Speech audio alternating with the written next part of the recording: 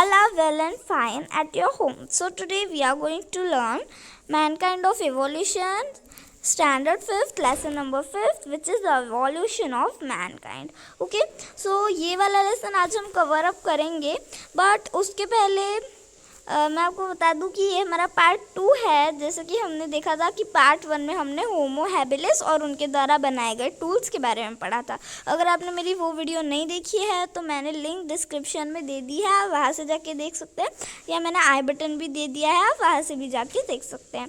तो चलिए अभी हम पढ़ना स्टार्ट करते हैं होमो इरेक्टस इसके बारे में. सो देखिए, homo erectus marks an important stage in human evolution. So ये जो होमो इरेक्टस का भाग जो हम पढ़ रहे हैं मैन के एवोल्यूशन में, ये बहुत इम्पॉर्टेंट रखता है, ये बहुत ज़रूरी है. अगर हम मैनकाइंड के एवोल्यूशन के बारे में पढ़ रहे हैं तो ये बहुत इम्पॉर्टेंट है हमारे लिए कि हम जो है होमो इरेक्टस के बारे में पढ़े. क्योंकि ये एक अहम हिस्सा है मैनकाइंड के एवोल्यूशन का. ओके, सो आइए हम इसके आगे की लाइन भी पढ़ लेते हैं. ओके फ्रेंड्स, तो चलिए पढ़ते हैं आगे क्या लिखा हुआ है. Erectus means the one who stand erect, hence the name homo erectus. So ये तो मैंने आपको पार्ट 1 जो था उसी में मैंने आपको बता दिया था कि होमो इरेक्टस का मतलब क्या होता है. लेकिन अगर आपने मेरा पार्ट 1 नहीं देखा है तो मैं फिर से आपको बता देती हूँ कि जो होमो इरेक्टस का मतलब होता है, होमो का मतलब तो आपको पता ही है, इंसान, और इरेक्टस मतलब ऐसा इंसान जो इरेक्ट खड़ा रह सके, सीधा खड़ा रह सके, that is called the homo erectus. Compare to homo habilis he had more developed brain. और अगर हम उसे होमो हैबिलिस से कंपेयर करें, अगर हम होमो इरेक्टस को होमो हैबिलिस से कंपेयर कर रहे हैं, so he had more developed brain, है ना, उसके पास ज़्यादा दिमाग है होमो हैबिलिस से, ज़्यादा डेवलप्ड है होमो इरेक्टस होमो हैबिलिस से. Human of the homo erectus species live in group. और जो होमो इरेक्टस की जो प्रजाति थी, होमो इरेक्टस की प्रजाति ग्रुप में रहती थी. अब ग्रुप का मतलब तो आप सभी को पता ही है ना. ग्रुप का मतलब क्या होता है? ग्रुप यानी जो झुंड रहता है उसे हम ग्रुप कहते हैं, that's called a group.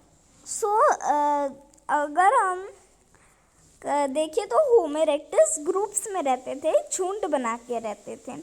Having seen wildfires, human knew about fires. So wildfires के बारे में होमो इरेक्टस ने वाइल्ड फायर्स देखी और उसे फायर्स के बारे में पता चला. अब फायर तो आप सभी को पता है, आग. लेकिन अब वाइल्ड फायर क्या होता है?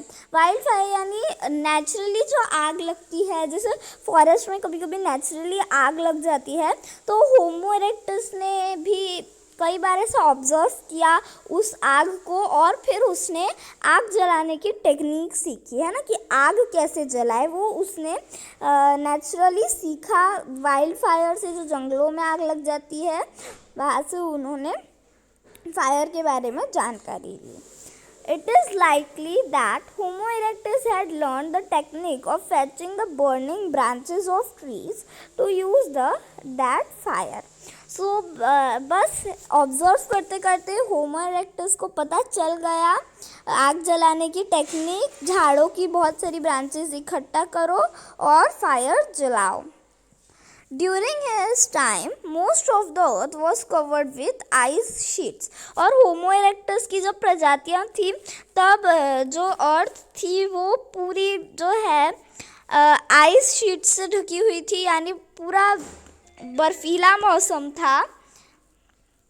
ओके, बहुत ज़्यादा बर्फीला मौसम था जब होमो इरेक्टस की प्रजाति रहती थी. अब देखिए, देयरफॉर यहाँ पे इतना ही दिया है. नेक्स्ट पेज पलटते हैं हम. Therefore the climate was extremely cold. Okay, और उसके कारण क्या हुआ, जो क्लाइमेट था वो बहुत ज़्यादा ठंड रहती थी, या वहाँ पे बहुत ज़्यादा ठंड पड़ती थी. होमो erectus could survive in that extreme cold climate because he had learned to use fire. Okay, so homo erectus इतनी ठंड में भी, ऐसी परिस्थितियों में भी जिंदा रह सके, जी सके। क्यों? क्योंकि उन्होंने आग जलाने की टेक्निक जान ली थी। आग कैसे जलाते हैं वो उन्हें पता चल गया था और इसीलिए वो जिंदा रह सके, क्योंकि वो ठंडियों के समय में आग जला के रहते थे।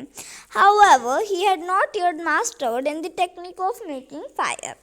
पर जो भी हो वो अभी तक जो है फायर जलाने की, आग जलाने की टेक्निक में मास्टर नहीं हुए थे। मतलब वो इतने अच्छे से नहीं सीखे थे कि आग कैसे जलानी। Tools made by Homo erectus were more developed and symmetrical compared to those made by Homo habilis. So, Homo erectus के द्वारा बनाए गए जो टूल्स थे वो बहुत ज़्यादा, और भी मतलब बहुत ज़्यादा नहीं, लेकिन होमो हैबिलिस से डेवलप थे। होमो हैबिलिस से ज़्यादा काम कर सकते थे होमो इरेक्टस के tools. Okay, homo erectus made tools like hand axe. तो होमो हैबिलिस किस तरह के टूल्स बनाते थे? हैंड एक्स के तरह के। यहाँ पे आपको हैंड एक्स की पिक्चर्स भी दी गई है, और अगर वही हम देखिए, ये देखिए, ये है होमो हैबिलिस के द्वारा बनाए गए टूल्स। हमें पिक्चर से ही पता चलता है कि कौन सी ज़्यादा स्ट्रॉन्ग है ना। तो ऑब्वियसली होमो इरेक्टस के ही सबको ज़्यादा स्ट्रॉन्ग लग रहे होंगे, है ना। तो वो जो होमो हैबिलिस थे वो स्टोन चॉपर बनाते थे, और होमो इरेक्टस हैंड एक्स बनाते थे, है ना। स्टोन के हैंड एक्स बनाते थे वो।